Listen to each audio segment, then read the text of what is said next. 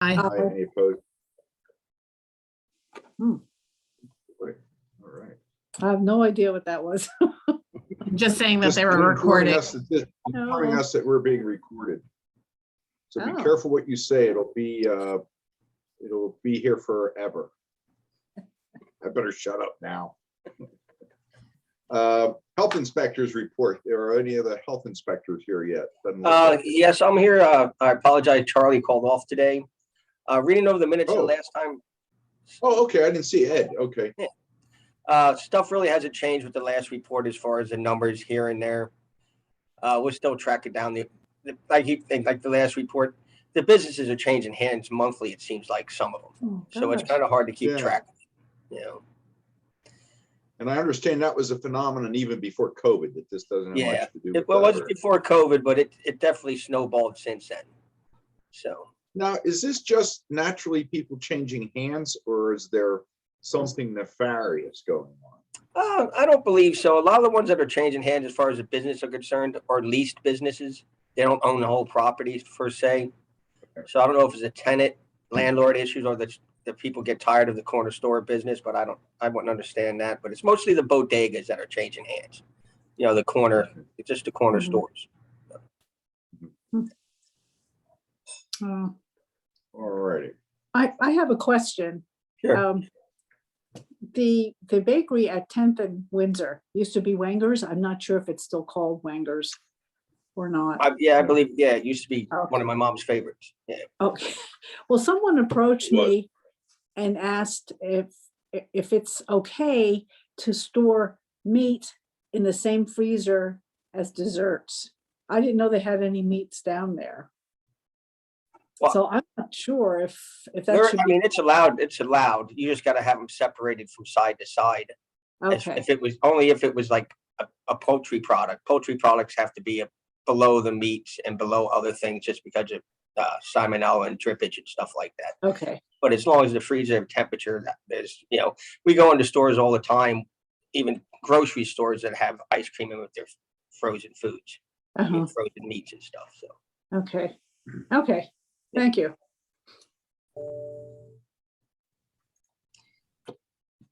How about the coronavirus update? Jeremy, do you have anything to add to what's going on there? Is Jeremy here? I see. I do not see anyone here from fire. Oh, I Jeremy can- Long's posted there as though he's here, isn't he? Jeremy Maybe- Long is with the Reading Eagle. Oh, right. Okay, yeah, I'm right. Don't mind me. I'm okay. Don't mind me. I saw Jeremy and I'm thinking Jeremy Seafoss. Okay, I forget we got two Jeremys. Okay, well, we'll come back to that then. Well, I can add a It's little, something. as part of our, I'm on the panel for the medical advisory panel for the commissioner's office. And so some data was just shared with me literally right before this meeting. And of course, it's not good data. So I'm looking at the number, as I said. So basically, today or yesterday was tied for the second highest 7-day case count since last March. So we're definitely going back to where we were at what we consider our surge. Inpatient admissions are going up, ICU admissions are going up. And so it's really been quite a negative trend.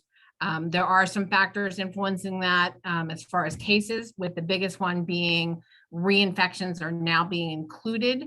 So in the past, if you had a prior history of being COVID positive and became positive again, they weren't counting it, but now they truly believe as long as it's 90 days past the original infection, that those are a true reinfection that can contribute to the spread.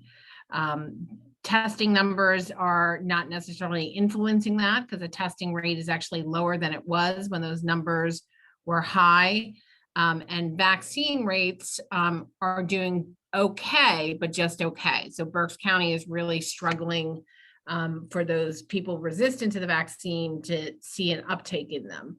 We're hoping that people with this talk of the COVID variants and the spread, but it doesn't look like it is.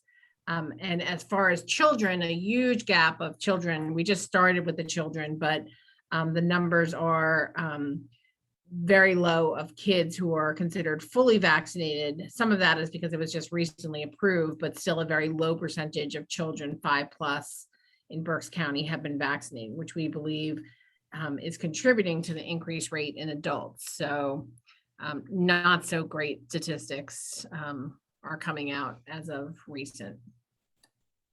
When they gave the statistics of the positive rates, you said they include the reinfection now. Do they break it down as to tell you how many are reinfection? And I'd also be curious to know how many of the new cases are in people who have been fully immunized. Right. The aggregate data is not broken down, nor is the data shared initially by the PA Department of Health broken down by vaccinated, unvaccinated. The hospital dashboards do include that. So Yes, I've both seen of it. our Tower Health and Penn State St. Joe's will give you a breakdown of the vaccinated and unvaccinated rate. I also have, of course, we're never not talking about COVID. So for someone just recently sent me Mike, the other health system. So Geisinger Health System is at 301 COVID patients, 266 are unvaccinated, 71 are in the ICU and 46 on vents. Lehigh Valley is also at a peak. There have 120 COVID patients, 19 on vents, 43 in the ICU, and these are all records. And Lancaster is also having a record inpatient admission and ICU admissions for their patients. So not just Tower Health and Penn State, but our neighboring health systems are all seeing a surge in cases that haven't been seen for a long time. So Have any of the hospitals curtailed elective admissions? I or have been elective told, surgery? I've been told, but don't know for sure that some of the, I think it was Lehigh Valley or maybe Lancaster General, I may be merging the two, had start decreasing elective procedures. Most of them were on diversion. They were trying to send to Philly. They were running out of beds to take some of the most critically ill. And Philly obviously is having problems of their own, but there were major health systems that were on diversion and trying not to accept. If the patient's critical, they're going to eventually accept, but if given a choice, they were telling people to bypass them because of the amount of patients waiting for beds. I was on the CDC website the other day, and the data is not super up to date, but it's interesting. They have a graph of the number of people with infections, and they show dotted lines for people who have been immunized and solid lines for people who haven't, maybe each other, and they plot them by age. And of course, the two takeaways to me were, first of all, if you haven't been immunized, you got a much greater chance. But the other thing that kind of took me back was, even if you're fully vaccinated, when you get into the older age group, like above 80, there's still a lot of those people are getting in trouble. So everybody's got to get the booster, especially if you're older. Right. And we tend to always fall behind other countries in kind of getting what needs to be done. And I think the concept of being fully vaccinated, remaining at 1 Johnson & Johnson or 2 of the Pfizer and Moderna, is now behind the scene. So there are some other countries, I think Israel is one that now to be full, Germany is another one that's be considered fully vaccinated. You have to have received the booster. We're not doing that. The CDC has not changed the definition of fully vaccinated to include those booster doses, but I think statistics are showing that that would really do a lot to decrease some of what we're labeling as breakthrough admissions and hospitalizations. Are you imagining that there might be an additional booster coming up for those people that have had a third shot? I conceptualizing, I think this is what this Omicron virus is going to tell the tale of, because if it really does break through the vaccine, which right now I don't think we know, I think the potential for that is real.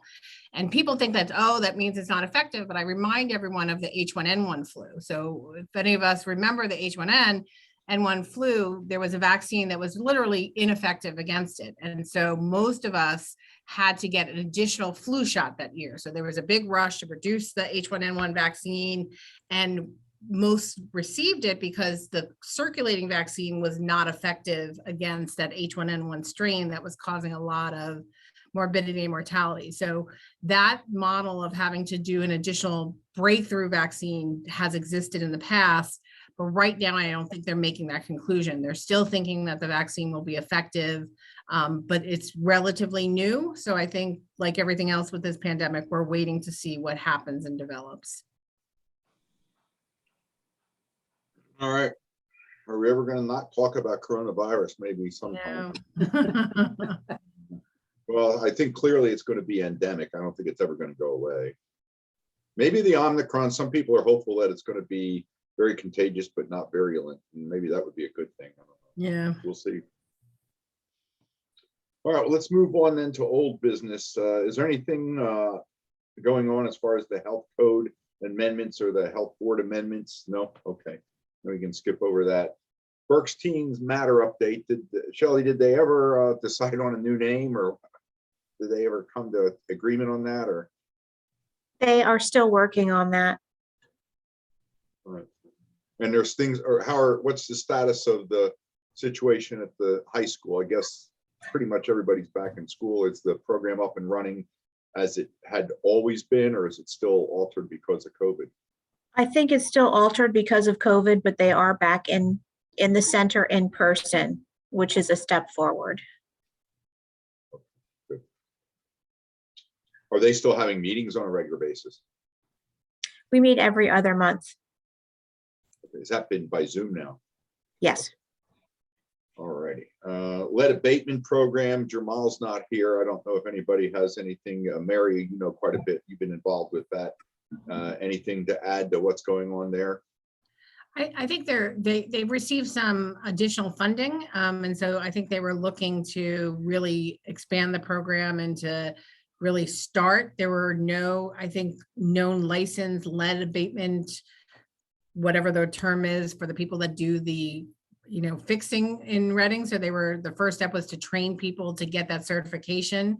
And then they were looking to then start referrals. They do know that the amount of homes that probably would need that service will far outpass the funding for, but at least to start, there will be a pretty nice pocket of money to do some of that revisions of the homes that have kids that have high leads in them. So If I could add to that, some of our inspectors, the regular property maintenance inspectors, are being trained. They've been going to class concurrently last couple of weeks. I don't know exactly what it pertained, but I know that they've been going all week long and stuff like that. So they're being trained in the lead abatement procedures.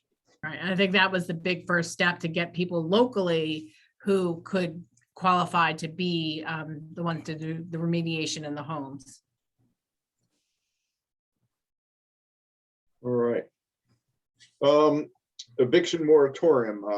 Again, Jamal's not here. He usually give us the update on that, unless anybody has any information of what's going on that front. No. And then how about Mary, do you know if there's any more discussions about the county health department? I know that was on a county level. They were kicking that around for a while.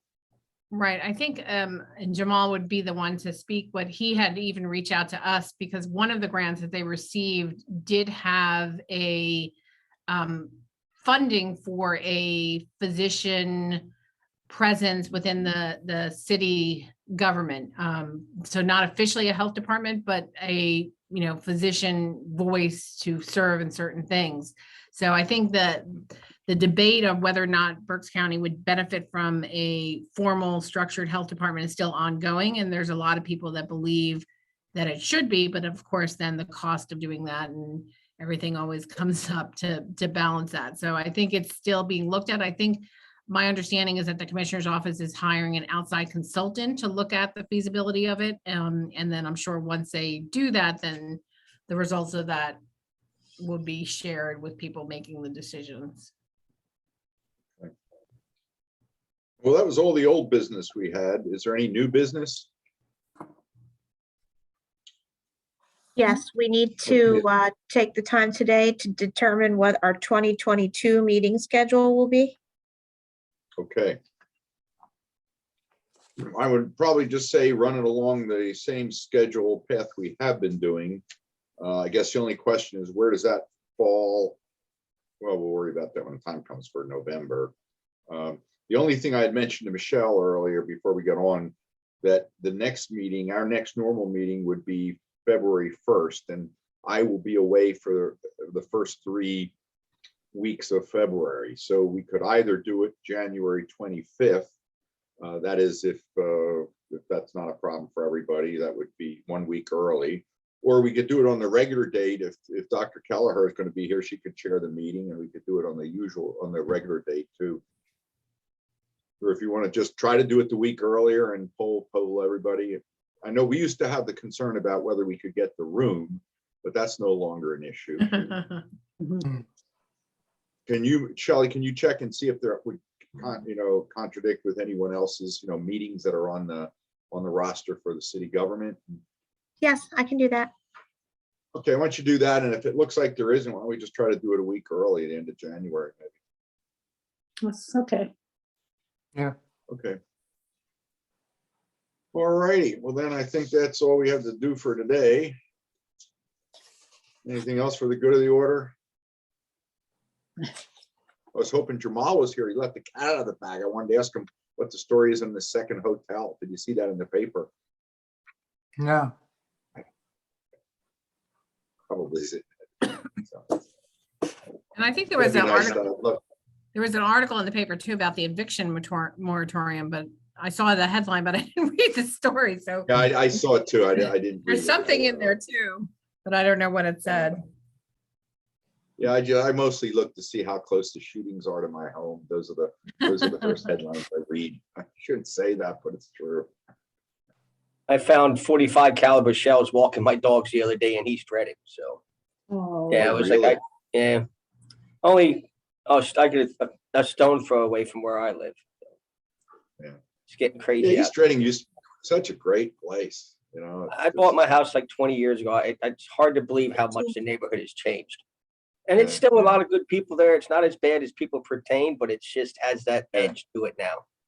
I remember, 30, 40 years ago, people used to do the do the bar crawl on Cotton Street. Oh, yeah. I don't know. I might have done that Safe once to, or would it be twice. I'm safe not to do that sure. anymore? No, there's only one bar left. Oh, is that right? Yep. Yeah, Travelers. Oh, the there only used to be, left. there used to be like one on just about every corner. Yeah, and a couple in the middle of the blocks. Good Oh, times. is that 10th right? Street was pretty popular too. Well, when I was a kid, the firemen's parade out North 10th Street and stuff was just awesome. Yeah, but that was back in the 70s. So How about the bar? Is that still open? The one where they didn't allow women at the bar? They had to use the back entrance. Well, Stanley, Down on actually- Chestnut. yeah, Stanley's down. Was it Does that still Chestnut or was exist? it South Street there? Laurel. Yeah. It was on Laurel. Laurel Street. Yeah, Laurel. That's right, Laurel. Does Stanley still exist? Well, I don't there's no think so. bar there anymore. The East End's moved into that property a little bit, but they didn't Hmm. make it. Uh, uh, It's a What different. about Joe's? Is Joe's still open? oh, that's long gone. It's, Yeah, It's Joe- called, I think, Christina's now.